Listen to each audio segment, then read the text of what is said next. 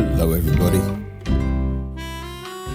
And so for the final time this season, we gird our loins for Sunday's trip up to the northwest, where we'll be hosted by Manchester City. Kick-off is at 4 p.m, as is the same everywhere else in the league on the final day.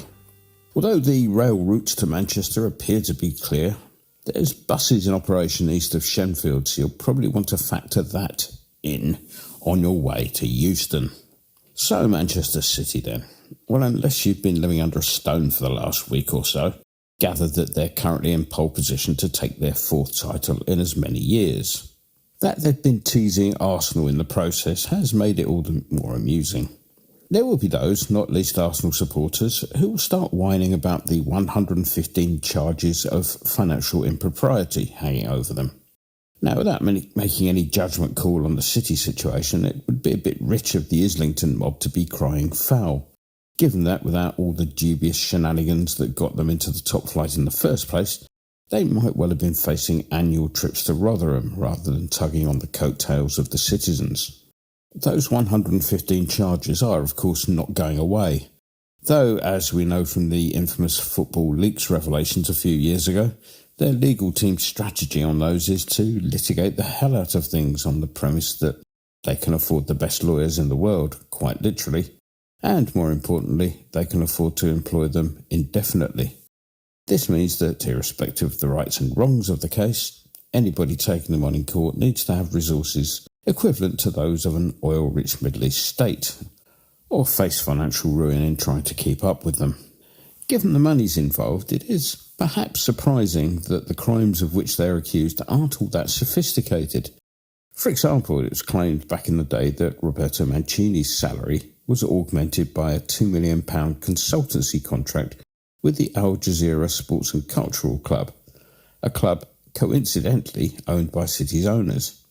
Now, this sort of thing went on for nearly 100 years in rugby, where players would have an employment with a local business that just happened to be owned by a senior figure within the club to get round rules relating to amateurism, or in the case of rugby league, salary caps.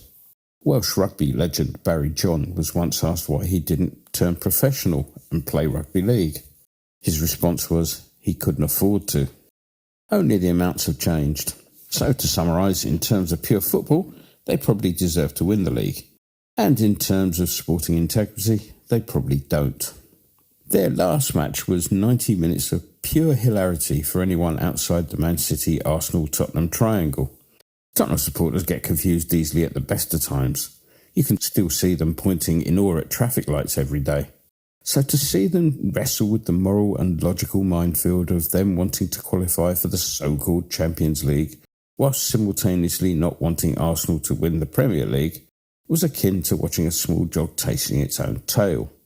Son's 85th minute miss when the score was 1-0 to the visitors to the toilet bowl will of course be pounced on by the sort of person who can see conspiracy theories in the number of different colour Smarties in a packet. Apparently if they're short on green ones, it's something to do with the forthcoming alien invasion or something. However, and I may be wrong here, but my impression gained from an unscientific look at Match of the Day is that Son has missed a lot of one-on-ones this season. Of course, the conspiracy theorists would then say that's because he's been building up to the City game so no one would notice one more miss. At which point I think I would have the legal right, nay responsibility, to bombard the conspiracy theorists with as many tubes of Smartie as I felt like. The difficulty that the home fans were having, which was on a par with the problems they have tying their own shoelaces, manifested itself in a surreal atmosphere, which only resolved itself in stoppage time, when City's second prompted a chorus or two of "Are you watching Arsenal?" from the home support.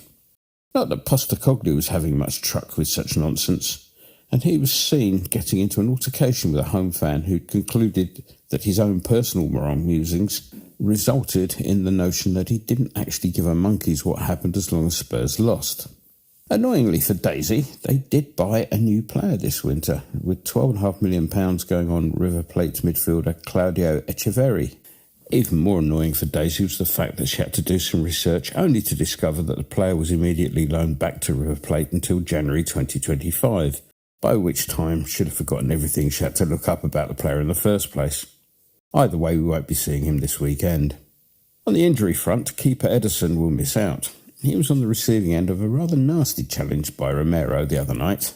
He required a fair bit of treatment, and when he was substituted a few minutes later, he seemed mightily fed up with being removed from the action, throwing quite a strop when he got to the technical area. Wrongly, as it turned out. That swelling about the eye being the visible evidence of what was later discovered to be a fractured eye socket. Ouch. The other name on the worry front is that of Kevin De Bruyne. He took a knock to the Achilles, which caused some discomfort at the point of impact, but apparently it doesn't seem likely to preclude him from appearing at some stage on Sunday. Enough of them, let's move on. And on to the wild and wacky world of association football. Everton have been the focus of recent news.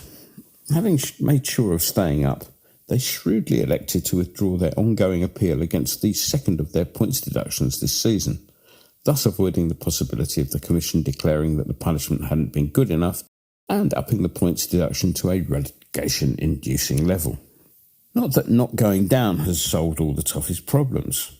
For quite a while there was a bit of a race going on up in the northwest of the country as to whether Everton's takeover by 777 partners would take place before the Co-op Arena opened in Manchester. Whilst the latter finally did open last week after months of false starts, the Everton takeover looks about as far away as a decision on any one of those 115 charges that Man City face. If you haven't been following the whole soap opera, 777 were originally given till sometime last week to come up with the funds required to make the deal happen. Everton's current owners have now extended the deadline till the end of this month.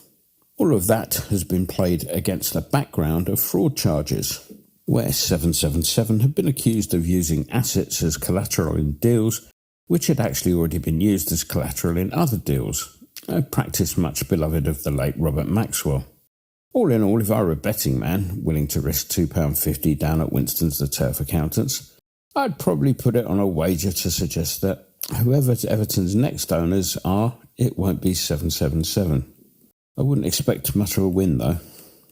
And elsewhere, Wolves have tabled a motion to the league suggesting that VAR be scrapped. Now, I think the result of this vote will be retained for what it's worth.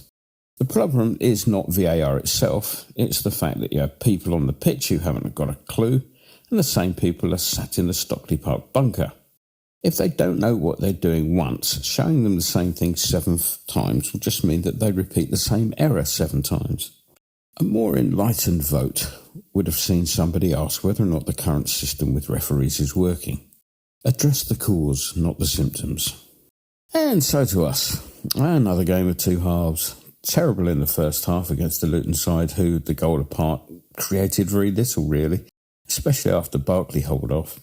The second half, though, was a different kettle of fish. 3 good finishes of the sort that's often been a rarity since the turn of the year.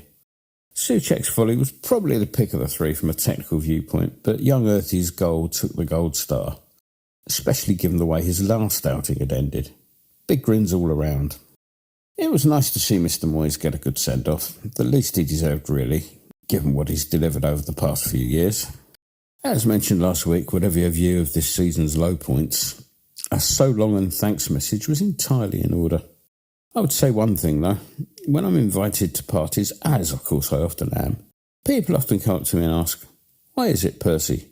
We never see you strutting your stuff on the dance floor." Henceforth, I will no longer give a verbal reply and will instead refer the interrogator to the video of Mr. Moyes dancing a merry jig to the sound of the Proclaimers' "I'm Gonna Be," brackets 500 miles, closed brackets, as evidence of why one shouldn't make a fool of oneself to music. On the injury front, Mavropanos and Aguerd are likely absentees, whilst Phillips, even if he weren't injured, wouldn't be available. If he's on the team bus on the way up, there'll be a spare seat available on the way home. So the prediction then. Well, unlike your average Tottenham fan, I have absolutely no problem with us winning, whatever the circumstances and consequences. Of course, if you've got any qualms about that, you can really rationalise it by simply wanting Everton to win this weekend. Job done.